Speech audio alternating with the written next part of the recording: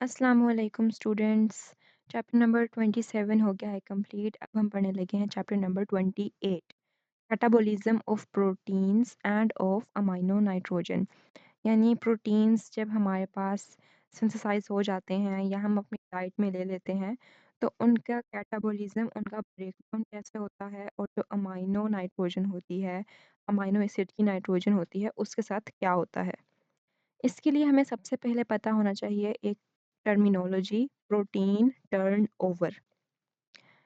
इस तस्वीर में देखें, यहाँ आपको ऐसा लग रहा होगा कि जिस तरह ये पूरी एक प्रोटीन्स की पॉलीपेप्टाइड है, यानी प्रोटीन्स के अमीनो एसिड्स आपस में जुड़े हुए हैं, ये रहे।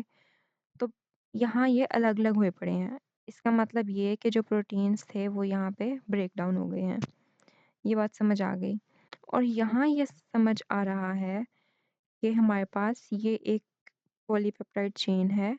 ये ट्रांसफ़र आरएनए आता जा रहा है अमीनो एसिड लेके और ये इधर अमीनो एसिड ऐड होता जा रहा है।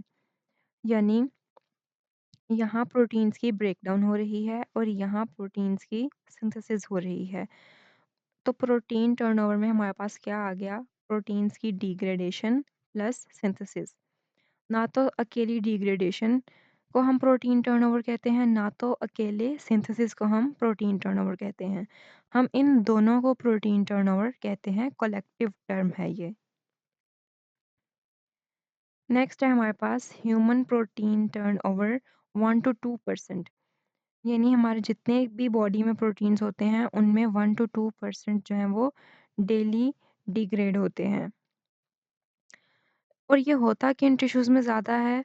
जहाँ पे स्ट्रक्चरल रीअरेंजमेंट ज़्यादा हो, मिसाल के तौर पे यूटेराइन टिश्यू। अब यूट्रस में हमारे पास क्या होता है, प्रेगनेंसी के दौरान इसका साइज़ इनलार्ज हो जाता है। तो यहाँ जो प्रोटीन्स हैं वो ज़्यादा हो जाते हैं, इसका बल्क ज़्यादा हो जाता है। लेकिन जब हमारे पास ये टाइम पीरियड ख़त्म होता है तो इसको नॉर्मल साइज़ में आने के लिए यहाँ के जो एक्स्ट्रा प्रोटीन्स होते हैं उनको डिग्रेड करना पड़ता है। और जब हमें प्रोटीन्स की रिक्वायरमेंट होती है तो उनको सिंथेसाइज़ करना पड़ता है। तो सिंथेसिस और डिग्रेडेशन दोनों पार्ट हैं इस प्रोटीन टर्नओवर का, जो कि हम यूटेराइन टिश्यू में ऑब्ज़र्व करते हैं काफ़ी ज़्यादा। मसल्स इन स्टार्वेशन। जब हम भूखे होते हैं, कई दिनों से खाना नहीं खाया होता, तो हमारी बॉडी हमारे ही प्रोटीन्स को डाइजेस्ट करना स्टार्ट कर देती है। और वैसे जब हम एक्सरसाइज करते हैं तो हमारा प्रोटीन बल्क ज़्यादा होता है, तो प्रोटीन सिंथेसिस ज़्यादा होती है। तो ये हमने देख लिया प्रोटीन टर्नओवर को, जिसमें डिग्रेडेशन और सिंथेसिस दोनों ही इसके इम्पोर्टेंट कंपोनेंट्स हैं। नेक्स्ट है कि protein degradation also occurs in tadpole Metamorphosis.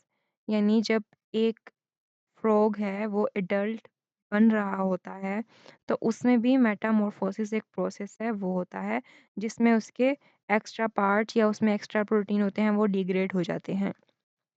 अब प्रोटीन ब्रेकडाउन से अमाइनो एसिड्स हमारे पास आते हैं, वो 75% यूटिलाइज्ड हो जाते हैं। मिसाल के तौर पे हमारा आरबीसी 120 डेज़ के बाद ब्रेकडाउन होता है, उसके अंदर हीमोग्लोबिन जो प्रोटीन है, जब वो हमारे पास ब्रेकडाउन होगी तो उसके अमाइनो एसिड्स वगैरह जो होंगे वो हम यूटिलाइज़ कर लेंगे 75%, जो ऑलरेडी 100% थे लेकिन 75% हमने रीयूज़ कर दिए।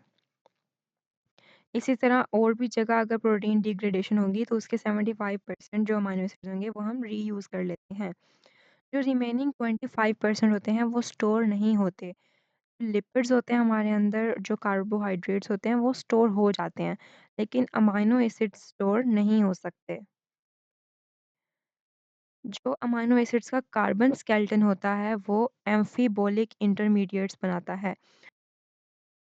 एम्फिबोलिक का मतलब ये होता है कि जो सिंथेसिस और डिग्रेडेशन दोनों में पार्ट लें। इसकी एग्जांपल है अल्फा कीटोग्लूटारेट, यानी कैटाबॉलिज्म में भी पार्ट ले और एनाबॉलिज्म में भी। अब अल्फा कीटोग्लूटारेट यहाँ जब एलानिन के साथ रिएक्ट करता है तो एलानिन इसको अपना अमीनो ग्रुप दे देता है और ये ग्लूटामेट बना देता है। अल्फा कीटोग्लूटारेट और एलानिन, इन दो चीज़ों की सिंथेसिस के लिए ज़रूरी हैं, पायरूवेट के लिए और ग्लूटामेट के लिए इस रिएक्शन में। यहाँ अल्फा कीटोग्लूटारेट कुछ सिंथेसाइज करवा रहा है किसी और कंपाउंड साथ मिलके। तो यहाँ ये इसका हो गया एनाबॉलिक रोल। यहाँ अल्फा कीटोग्लूटारेट कन्वर्ट हो रहा है कार्बन डाइऑक्साइड में और सक्सिनाइल को ए में। ठीक हो गया। ये हमारे पास क्रेब साइकिल है, इसको सिट्रिक एसिड साइकिल भी कहते हैं। और ये जो सक्सिनाइल को ए है, ये हमारे पास हीमोग्लोबिन की सिंथेसिस में भी यूज़ होता है। ये बस ऐसे याद रख लें यहाँ पे, बाकी हम हीमोग्लोबिन की सिंथेसिस में इसको डिटेल से पढ़ेंगे, वो चैप्टर आगे आएगा। अल्फा कीटोग्लूटारेट यहाँ ब्रेक डाउन हुआ और यहाँ उसने कुछ सिंथेसाइज किया। तो ये हो गया इसका एनाबॉलिक पाथ और ये हो गया इसका कैटाबॉलिक पाथ, यानी एनाबॉलिज्म और ये हो गया इसका कैटाबॉलिज्म।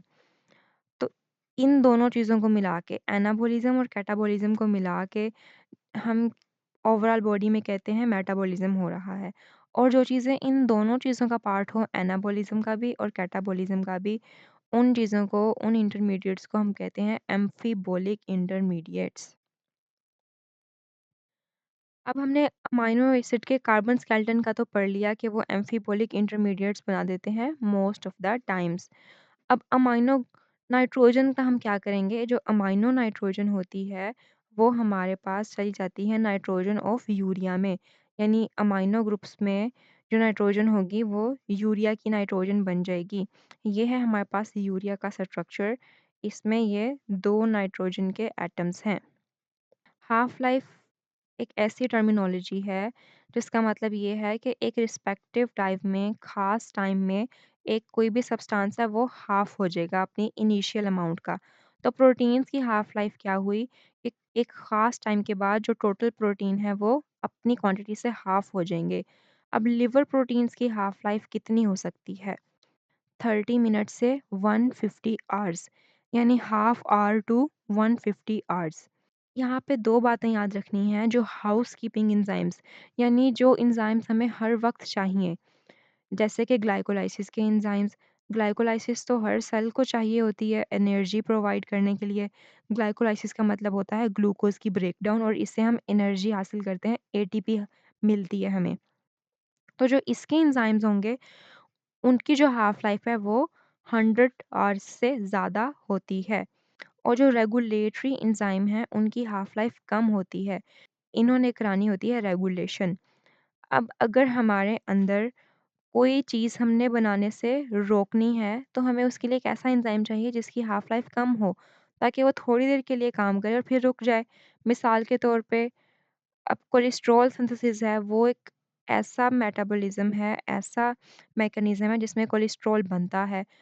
तो उसका एक स्टेप होगा, जिसका एक एंजाइम होगा, वो होगा रेगुलेटरी एंजाइम। ठीक है? अब उस एंजाइम की हाफ़ लाइफ़ कम होगी।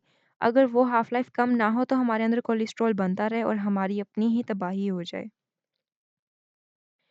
अब हमने प्रोटीन्स को जब डिग्रेड करना होता है उसके लिए हमें चाहिए एक सिग्नल, ये है एक सीक्वेंस। प्रोटीन्स को डिग्रेड क्यों करना होता है? जब प्रोटीन्स की हाफ़ लाइफ़ पूरी हो जाती है तो उनको डिग्रेड करना बनता है। ठीक है? और इसके अलावा जो प्रोटीन डिग्रेड हो जाते हैं वो हमें अमाइनो एसिड देते हैं, उनसे हम न्यू चीज़ें सिंथेसाइज़ कर लेते हैं। ठीक हो गया? इन 2 चीज़ों के लिए प्रोटीन डिग्रेडेशन ज़रूरी है और रेगुलेशन के लिए भी प्रोटीन डिग्रेडेशन या फिर जो एंजाइम्स बना लेते हैं, वो भी तो प्रोटीन्स होते हैं ना, उनको डिग्रेड करना या फिर उनको हाफ़ लाइफ़ के अकॉर्डिंग अपनी इनिशियल अमाउंट से हाफ़ करना भी ज़रूरी होता है। उसके लिए हमें चाहिए डिग्रेडेशन का मैकेनिज़्म और डिग्रेडेशन तब होती है जब ये सीक्वेंस हमारे पास मौजूद हो। इसे हम कहते हैं पेस्ट सीक्वेंस, निमोनिक है। पी से प्रोलीन, ई से ग्लूटामेट और एस से सीरीन, टी से थ्रियोनीन। ये सारे आपस में यहाँ अटैच हुए नज़र आ रहे हैं। जहाँ पे हमें ये सीक्वेंस नज़र आता है प्रोटीन में, वहाँ हमारी बॉडी एक्शन लेना स्टार्ट कर देती है और प्रोटीन्स को डाइजेस्ट करती है। अब प्रोटीन की डाइजेशन के लिए चाहिए होते हैं कुछ एंजाइम्स, तो ये हैं हमारे पास कुछ डिग्रेडिंग एंजाइम्स। डिग्रेडिंग एंजाइम्स यानी कि जो बहुत बड़ी पॉलीपेप्टाइड चेन को दरमियान से या साइड से या जहाँ मर्ज़ी से काट के उसको छोटा कर दें।